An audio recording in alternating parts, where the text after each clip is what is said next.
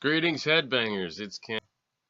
Greetings, headbangers. It's Kenny with the Gauntlet, and tonight we will be interviewing Shallow Ground. I hate those Okay. last-minute bands that show up 2 seconds before they're supposed to play. Yes, I can relate to that. But it seems like bands lately have been, I don't know if it's a trend or what, but I've noticed a lot of shows are starting closer to on time or on time. So you get used to showing up late. You show up late, and then what? They're already playing? Oh my God. Yeah, Okay. well, like when I do shows, when I run them, when I book the gigs, I'm like a tyrant. If I have 4 or 5 bands playing, you are going on when you're supposed to go on. You're getting off when you're supposed to get off. Right. That's the way to do it. Okay, so You know? folks, we're talking to Keith Letourneau. Did I pronounce that right? Oh yeah, you nailed it. All right, from Shallow Ground. And their album Embrace the Fury is on the ground today. Keith, how you doing? I'm doing well. How are you? I'm well. Where are you calling me from tonight? Fantastic Connecticut, where it's freezing. Yes, I'm in a freezing zone here in Kansas City, Missouri myself. Just can't get my core temperature up. Oh yeah, it's been like that, and we're supposed to get that deep freeze coming in. It's supposed to be, 6, 7 degrees on Thursday, Friday, with wind chills sub-zero, which will suck because I work outside all day. So. Oh yeah, yeah, I can relate to that without a doubt. So Keith, is there some French in your background? Oh God, yeah.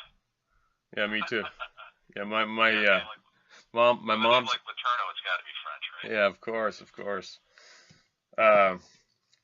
My mom is a Leduc, so I got Oh yeah. a half. Anyway, we probably came from the same part of Canada or something, down into the U.S. Yeah, sneak down. They trickle down into like Maine, and they trickle down from Maine to Connecticut. So. Yeah. Yeah, I still have relatives all over Canada and Maine and stuff. Cool. So yes, I have. Is the whole band from Connecticut? Oh yeah. Okay. There's actually we're down to a 3-piece. We've been a 3-piece unit since March. I noticed there was I didn't get a write up, but I got some pictures, and I noticed that there was only 3 people in each of the pictures. Yep. We went from 4-piece down to a 3-piece. Okay. We just our other guitarist just he left the band due to he just wasn't feeling thrash anymore. He had some other stuff he wanted to pursue, so he shook his hand and said, have fun. And we've been trying out guitarists left and right, and just none of them fit. It's like the ones that are playing have the heart, have the intensity, but it'd be, if we said yes to them, it would be like us taking 3 steps back. Right. We do a lot of stop and go, and right now it's like we're so killer tight, everybody's like, dude, don't get another guitar, stay 3-piece. So it's just a bigger load for me, but it's fine. And so, are you playing all the leads and lead vocals as well?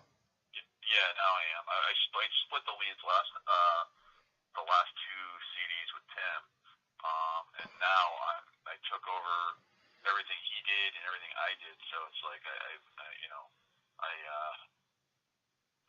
let's put it this way. I played basically on the CDs all the really fast screaming leads with like the little ripping arpeggios and stuff like that that are in there.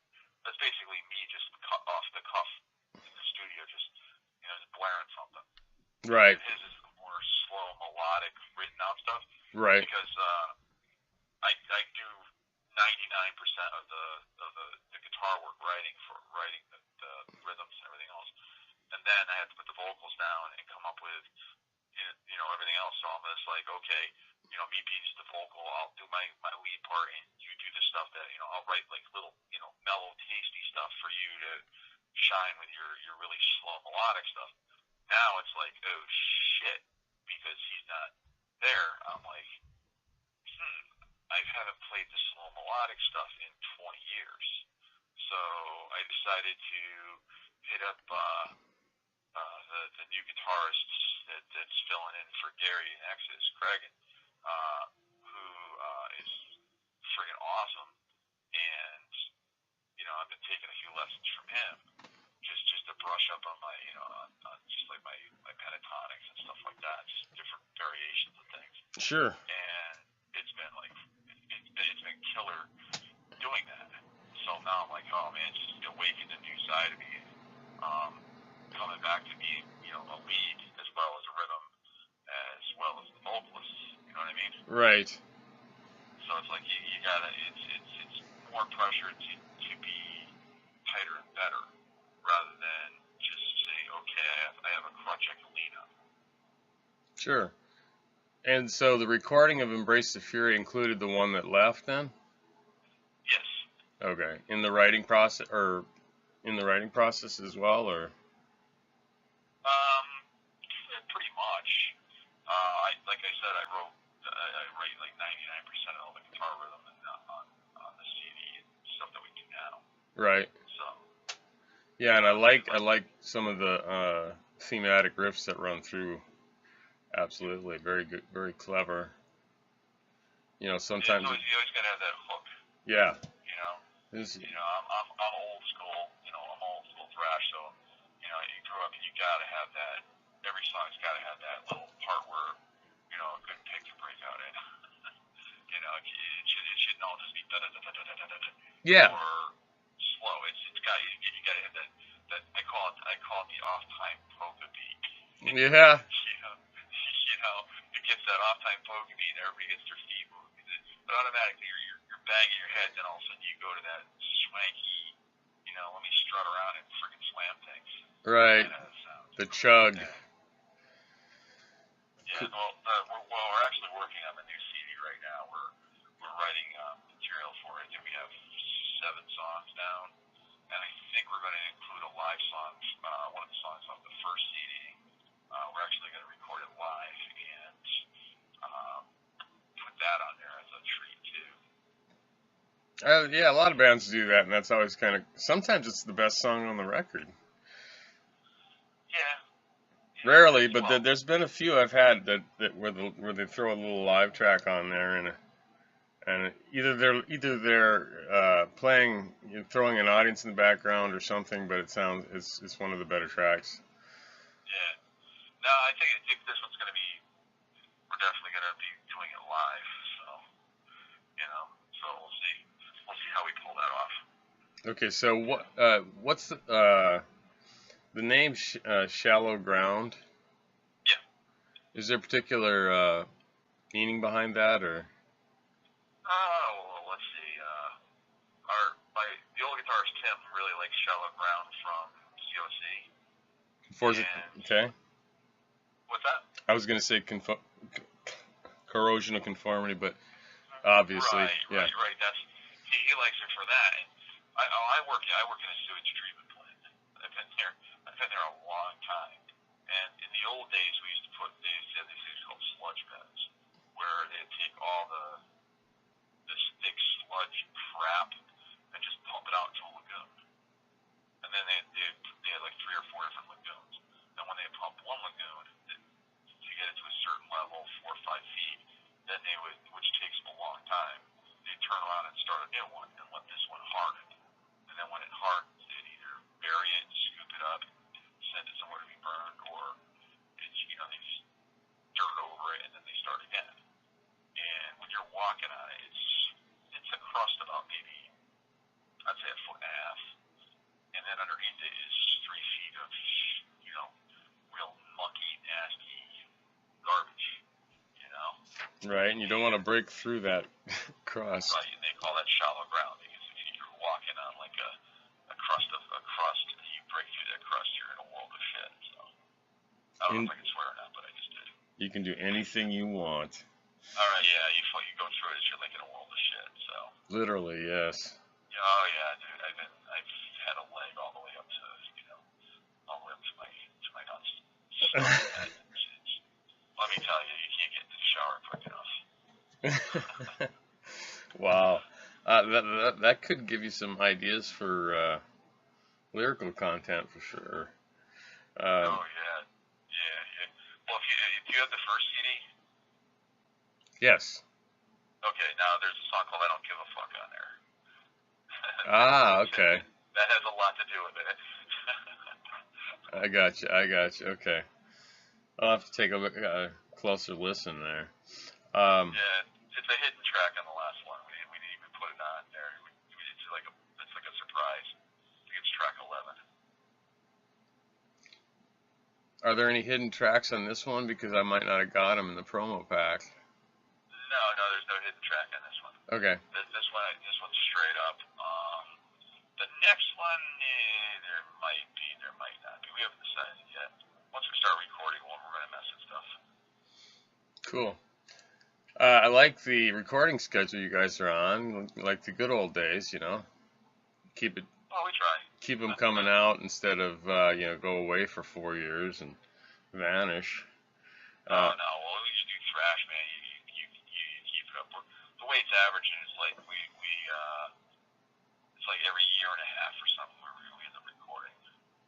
But Cool. then it's like it seems like 2 years because once you record, then you send it off to the record label, and depending on how many bands are in front of you waiting to come out, you can end up waiting anywhere from 5 to 9 months before your CD comes out, before you get a release date. And who is your label? I don't have that. Killer Metal Records out of Germany. Okay. How long have you been with them? We signed with them in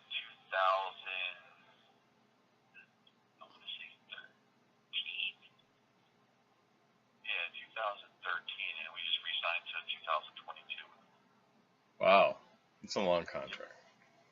Yeah, we like them. Cool. We like the label. They're very, very, very, very, very well professional. So.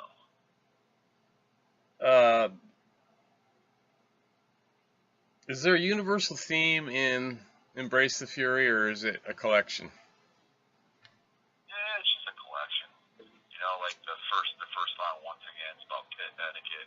There's too many, there's too many assholes running around, thinking they're hardcore by, slamming fists into people's face, where it should be, somebody falls on their ass, you pick them up, dust them off, push them on, and say, here we go again. Yeah. Not this little, I'm in there to hurt somebody. There's just too many kids in there right now. They're just taking on aggression, trying to pop somebody. Where normally on the street they did that, they would get their ass kicked so bad they wouldn't do it, but they just run in the pit, throw a fist, and then go running out and snicker. Yeah. I'm old school where, you go around the pit, if somebody's in the pit, somebody crashes and burns, man, you 5 or 6 people grab them and pick them up and make sure they get to the side without getting pummeled. Yeah. And like nowadays you see like say some chicks are going into the pit, you see these assholes groping them and grabbing them. It's like, come on. It's like the scum of the earth. Exactly. Like, you see somebody going around, you see a chick going around the pit, you're copping a field. Yeah, that's a piece of shit move. You see that all the time too.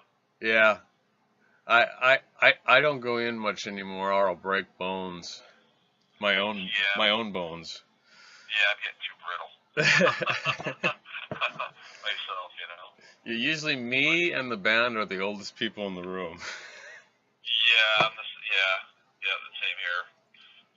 It's like I took my daughter to Creator and Overkill last year, and she had to be right up front for freaking Creator and right up front for Overkill. And it's like I got kicked in the head, I got stomped on, everything else. Here I am on the rail, just having her in front of me, and I'm just holding it, slamming and pushing up to get up close. They have to push against my arms, and they're getting by, Yeah. But I ended up having a guy step on my hand. He kept running up and jumping off the stage at the same spot. He ended up knocking my daughter in the shoulder with a boot, and he caught me upside the head with a boot. And the third time he came around, I saw him coming. I reached out and grabbed his shoe and watched him crash and burn behind me. Kind of a prick move on my behalf, but hey. Who wouldn't do that for their daughter, right? Yeah, I tried. Okay, well, this record is solid, and by that I mean packed full. uh, sonic sort of every corner. But I also like the, I guess you call them, what did you call them? Thrash metal polkas, you know? Oh yeah, You yeah, yeah. bring it in. When you that's the only way to describe it. It's that mosh beat. Yeah, It's like the open hi hat, the slow down. You pull it, double bass stops. You get that one single bass drum driving, and it's that off time. yeah, Charlie from Anthrax does it a lot. yeah, And it's like a heavy metal polka. It's like a polka rhythm. yeah. You know, you start singing "Roll Out the Barrel" going around in circles. You know. Roll out. Yeah, there you go. So, are you originally from that part of the country? Yeah, yeah. Born and raised here in Connecticut. And no, we're not all insurance salesmen. Yeah, Hartford, the insurance capital of the world, right? Yeah, yeah, yeah. We're guaranteed to screw you bad. uh, well, so is there a scene up there? Yeah, yeah. There's kind of a scene, but not really. Thrash is like I think there's only 3 thrash bands in the whole state. And we're one of them. There's a lot of death. There's a lot of that screamo kind of. Everything is E and everything goes and you're tuning so goddamn low. The strings are hanging off the neck already. So Yeah, you know. they're loose. Yeah, double drop Z. Yeah, yeah, yeah. And they're playing like 70 gauge for freaking strings on a guitar, Yeah, just so they can get a sound out of it. It's like to me, it sounds like mud when they do that. And then their drummers have to be the sickest bastards playing, but they're using triggers, so it sounds fake. yeah, yeah. There's quite a few. The new big thing is the Yeah, symphonic metal with the chick singers. yep. That's like starting to take over big time around here. Really? Yeah. Are the chick singers singing in a straight vocals, or are they? Oh, straight vocals, kind of operatic. Yeah, kind of You know. like Tarja or Nightwish or something. Yeah, yeah, yeah. Yep. And they're basically one's calling themselves a speed metal band, not really a symphonic metal band. And then the other couple are definitely symphonic metal. A lot of keyboards, a lot of a lot of that Evanescence kind of Nightwish kind of who are the other ones? Kind of like The Gathering and stuff like that. Right. So that's picking up there. That's interesting. Yeah. Well, that's a new thing, man. It's like we just played a gig Saturday night, and maybe 60, 70 people. I know, it's not bad. It's not bad for a little place we play. But the night before had 3 symphonic metal female fronted bands, and there was like 150 people in this little club. But it's like insane. Yeah. Okay, so does your band have any sort of universal philosophy? Yeah. Karma's a bitch, so don't fuck with it.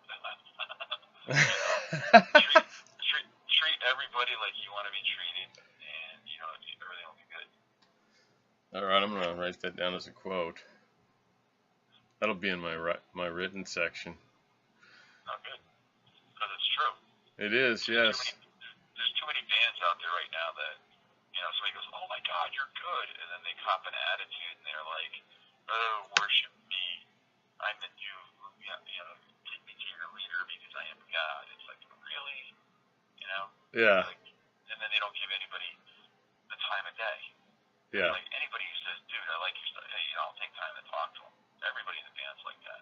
We'll talk to you no matter what because we're playing and they're enjoying it, so why be a douche? Just, enjoy it because, the ride's going to end someday. Yes, it is.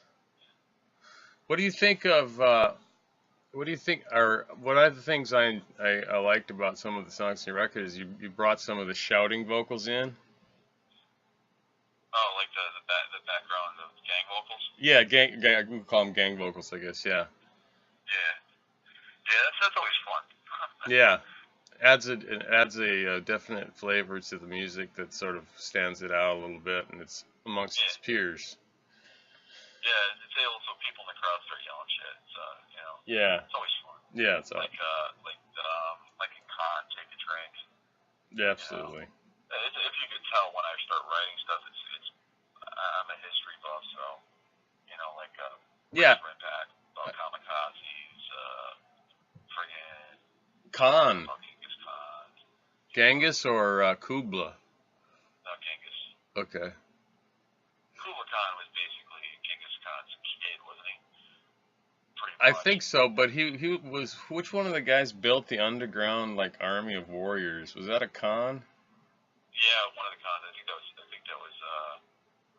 Was it Kublai Khan? I think it was the next Khan after that. There's a whole bunch of Khans. Yeah, Basically king, yeah, god, whatever the hell you want to call him. right. Then you don't hear much from Mongolia anymore. No. Well, except for they just came back that Genghis Khan might not be a barbarian after all, but royalty. Right, right. They just came out with that. I was just seeing stuff like that. I'm like, oh man, just when I thought I knew something.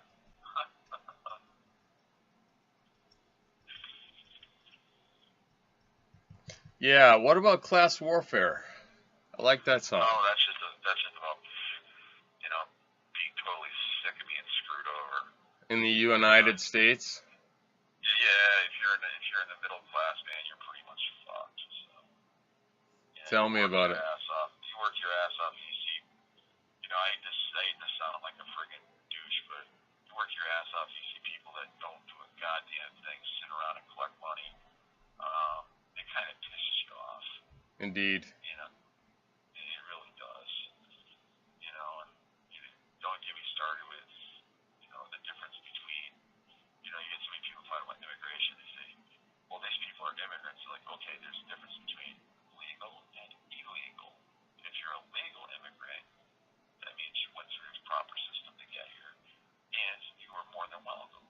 But if you sneak across the border, and you come here and you start getting the jobs, then all of a sudden, okay, you have a kid. Next thing you know, you're getting, they call it in Connecticut, they call it the Husky plan.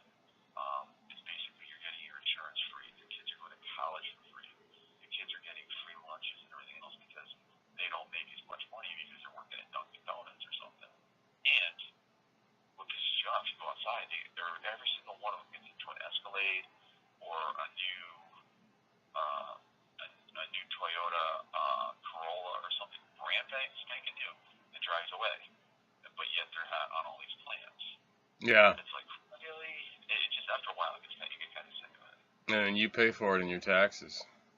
Right. And then for us to try to get a car like that, good God. Yep. But enough of my preaching. No, but then the other side of the coin is Bank of America pays zero taxes. Yep. Because they got a post office box in Ireland. Yep. Anyway, here we are, political corner on the gauntlet tonight. Yeah, and I'm like the most anti-political person there is. I'm like, there's three things I don't talk about. One, somebody's kids. Two is friggin' religion, and three is politics. Yeah. But class warfare was basically just a big fuck you to everybody. Right. Yeah. Those are my three rules too, but sometimes I find myself breaking them by accident. Yeah, like we just did. And it's tough. All right. So let's talk about your live schedule or your live process. Are you taking long jaunts, short jaunts, weekend jaunts, supporting act, opening headline, that kind of stuff? Yeah. Anything. Anything? Yeah, right now we're like we've chilled out. The only thing we have booked right now is the Metal Meltdown, which is a festival in Pennsylvania. I think it's May 6th and 7th this year. That's the only thing we have booked for next year so far because we're really concentrating on the studio stuff. Okay. What's your goal? We're not saying we're not gonna take a few gigs here and there, locally. Right. Where's your biggest base of fans?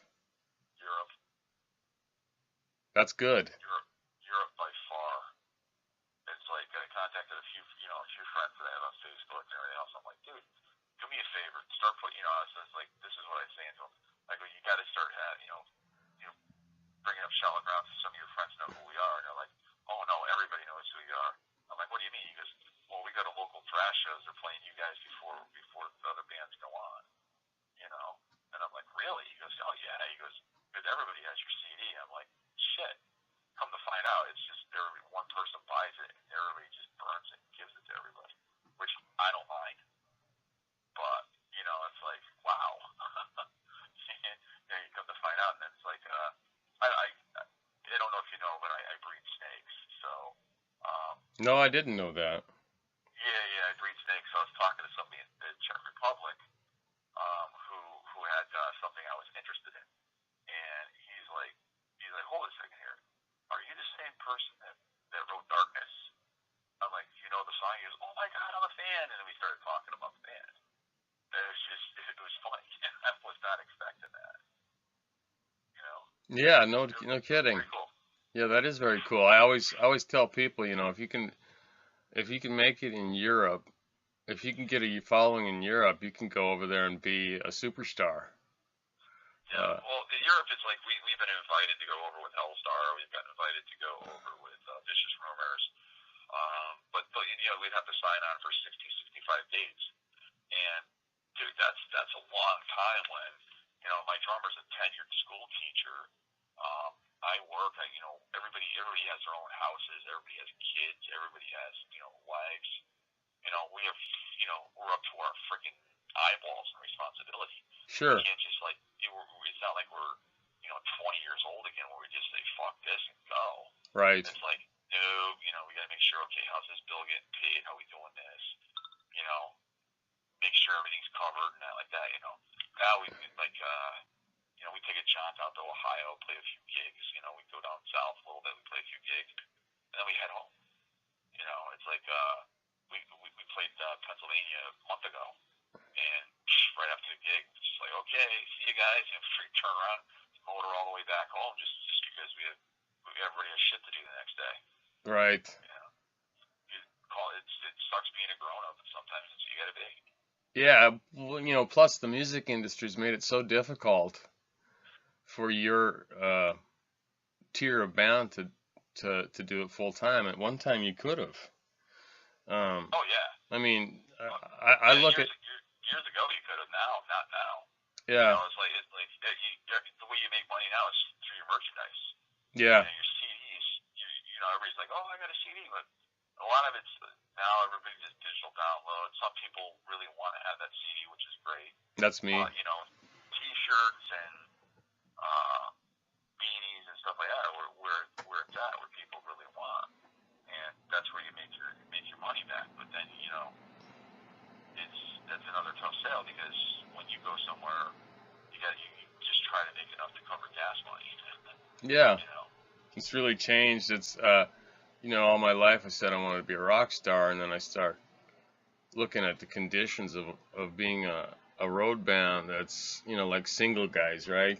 They're not even no Yep. responsibilities yet, and they don't have a That's school bus anymore. They've got a minivan, and yeah, but they're taking showers with wet wipes, and yeah, screw that, dude. and You know, I love look. there's a lot of them that do that, and it's just my hats off to them because they're out there having fun doing it and they're doing what they love. But then when push comes to shove, at the end of the day, I'd rather be home curled up next to my wife than friggin' in a hotel room or sleeping in the back of a friggin' van. Yeah, there's not much room in a minivan to sleep. Oh, hell no. All right. Okay. So that covers that. Well, I sure hope something can happen for you guys. And there's some shifting going on in the music industry where the money might come back. I hope it does. I've written a lot about it myself. Did all the math, figured out how many times someone has to listen to a song on Spotify. I think an album has to be listened to 125 times to equal a CD. the whole album. So, you know, you can see how much difference that makes. Uh, Oh yeah. and so I don't know. I think there's going to be some shakeout because a lot of these companies are losing money like crazy. Oh yeah. Well, then a lot of people like, yeah, I'm getting signed. We got signed. We got signed to this band. We got signed to this label and this that. And then there's like, they don't realize, you know, it's not like the old days when the record company go, oh, here's $100,000, go record. They give you that. You sign a little thing. You owe them. So that's why you ever see like all the bands out there? They have the brand new Apple computers. They're keeping track of all the stuff they sell. Yep. That's because they give away one T-shirt. They got to pay for it. Yep. You know, they're they're in debt up to their eyeballs. Yeah. Except for, you know, you have bands like the older bands like Slayer, Testament, you know, Overkill, even Flotsam for most part. They've you know, they got their deals and they're making money at it. You know, like you know, they're getting a certain percentage in the door, they're getting a certain percentage of, just to show up, just walk into the venue, they get a certain amount of money. Right.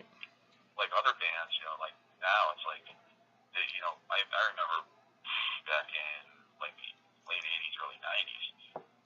So I was still young, but you know, we could say, okay, give us $600, we'll walk through the door, we get it, and then we split the door with the club owner, and we, you know, each one of us would say, oh, I want this kind of beer, I want this imported thing, I want this imported bottle, and that would be there for us. Yep. So we'd have, you know, so here you are, you know, a 19-year-old, 21-year-old kid saying, okay, I want this case of beer, I want this bottle, and you're doing 2, 3, 4 gigs a week, and you're walking away with, you split with the band, you walk away maybe $1,000, maybe a little bit more, just for playing, you know, 3 shows, and you got 3 cases of beer, or 4 cases of beer, or whatever, plus $1,000 in your pocket at 19, 20, 21. Like, this is awesome. Yeah. What you know? Yeah, but and now it's like, the club's like, okay, you have to sell this many tickets just to play. It's like, fuck you. yeah. You know? It's like they treat you like, you know, what we played, we've played with this, you know, a few bands. I think the most fun I had playing with, it was with Devin Townsend Project. Oh yeah. Devin was friggin' awesome. I actually, before the gig, before anybody was in there, I actually got to sit down with him, and I was playing his PV7. He was playing, I think I was playing a Dean ML at the time. He was messing with my ML, and, you know, good dude. Yeah, that's what I've heard too. Yeah, and then, He doesn't make much money either. No, you don't make shit nowadays. But his stuff, and even the dude, I don't know if you listen to it. If you don't Yeah, I listen listen to it. Yeah.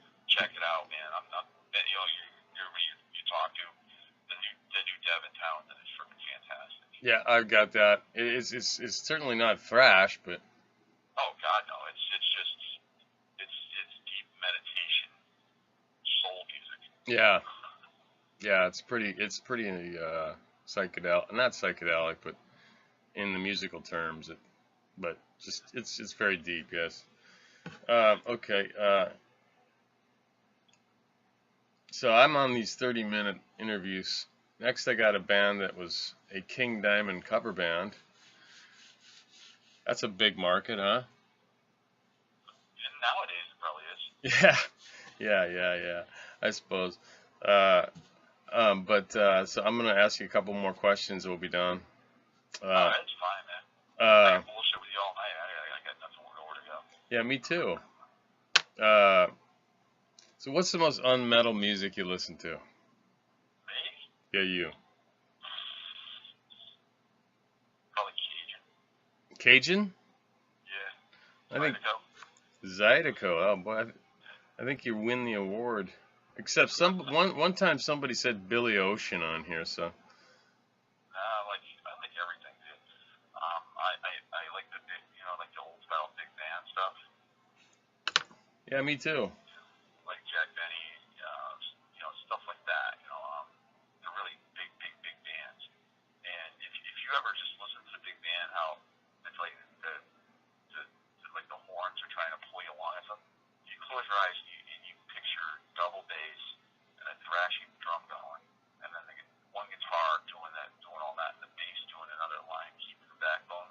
Right. Doing something like that, trying to convert all that to one thing would sound fucking awesome. Yeah, that's cool. But yeah, I have a very diverse thing. I don't like country. Neither do I I. don't like country, but I like blues. Yes. I really enjoy blues. So, Yeah, I like lots of blues myself. And you, Keith, what is your favorite personal pastime besides music? oh God, I have so many diverse things. I breed dogs. I'm actually an AKC breeder, and I'm pretty well famous for my dogs. I breed Western hognose snakes and plains garter snakes. Uh, Plus, I ghost hunt. I have a group that we don't go looking for stuff, but people come to us, like mom and dads who are like their kids talking to something in the corner and they're freaked the fuck out. Right. Have us come out and do an investigation and find out what's there. We do that. We haven't really done very much of that this year, but the past few years have been a lot. I lecture on paranormal. What else? That is fascinating. Dude, I'm like a jack of. I've got so much stuff I do. Do you sell your offspring, your snakes? Oh God, yeah. So what was that first one you said you breed?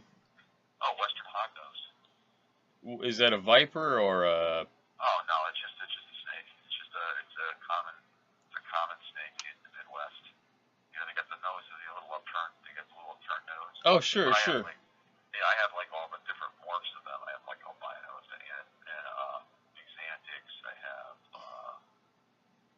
toffees. I have lavenders. I have pets for everything. I have condas, which is another morph. I have arctic, which is another morph of that. And then when you come to the plains garters, I have like black and white xanthics, blue xanthics, albino T negative and T positive, high reds, you name it, I got them. Snows, canneries, all kinds of shit. That's so cool. And my dogs, I breed Connie Corso Mastiffs. So What'd you say about your dogs? Sorry. we're actually world famous for our dogs. What breed are they? It's a Connie Corso. Connie Corso? Yeah, it's basically spelled Cane, Canecorso.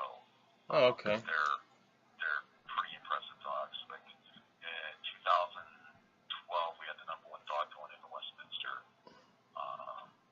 We have the most title. We breed 1 litter a year. For a breeder who breeds 1 litter a year, we do. Oh God, we've had multiple champions. We have grand champions. We have dog of the year. We have national specialty winning dogs, male, female, and puppies. You name it, we've done it. And all stuff we do is health tested and certified. So it's like nobody else does that. That is a really diverse set of interests. And I work in a shit plant, so and I play in a trash can. Can't forget that part too. So Yes. a lot going on. A lot going on, yes. And you have the gift of guitar and writing original music, which very few people on the planet can say, so you should be proud of that, whether they pay you or not. But Yeah. Well, can I give a shout out to somebody? sure. All right, I want to give a shout out to Joe D over at Randall Amps. Dude, Randall Amps are the best amps going. It's one of our endorsements. And another one will be to Jim over at Strictly 7 Guitars, my newest endorsement. I'm announcing it right here now. You're the first one I'm announcing it to. It should be announced nationwide sometime this week. It should be up and running that I am 100% endorsing them. So, awesome guitars, by the way. Cool. Anyone else? That's pretty much it. It's a band. Oh yeah, Bandit Online Promotions. Benjamin, he's the one that's probably busting your chops to get me on. Yeah. Thanks, Ben. Yes, he is. Ben has been he scheduled his entire slate for me, so he's pretty good. He keeps going. He's like, here I am. I'm just like, I'm totally down with the flow. So it's just one of those things. Yeah. So, well, I hope you feel better. Yeah, it's all part of just living, I guess. Yeah. All right. Listen, folks, we've been talking to Keith Letourneau, the savant polymath from Shallow Ground, one of the great underground breaking through to that through that shallow ground to the upper ground thrash metal bands in the country. There's an album out called Embrace the Fury, which is, well, you'll listen to it once and you'll say, I've got to hear this again. You're gonna love this record. Go get it, pay for it, support music. Thanks for dialing in, Keith. You've been a pleasure to talk to. I could talk to you all night because you're so interesting and you make me feel dull. I gotta give one more shout out. Forgot. Okay. Nick Rage from Toxic Holocaust, who actually recorded us for this CD. That's why the freaking drum sounds so killer.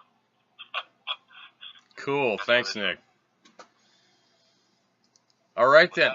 That's all for tonight. I hope to have you on again after the new record comes out, and hopefully it'll be warmer at that time, huh? Oh yeah, it should be. Hopefully, we should be done recording by May. I'm hoping. So we'll probably shoot a video. I want to do it right this time, because once we finish recording, it goes off to the record company. Then we'll have time to figure out what videos we want to shoot. So we'll shoot a couple of videos and set for release right before the CD comes out. So this way, kind of gets people interested, seeing the video and hearing the tune, and then also the CD comes out. So. I'd love to do a review of it. Oh, excellent, man. I will make sure you get something. Okay. All right. All right. Thank you. Thank you very much for your time, and thank you for the interest. And I will talk to you later, brother. Thank you for your time too. All right, man. See you.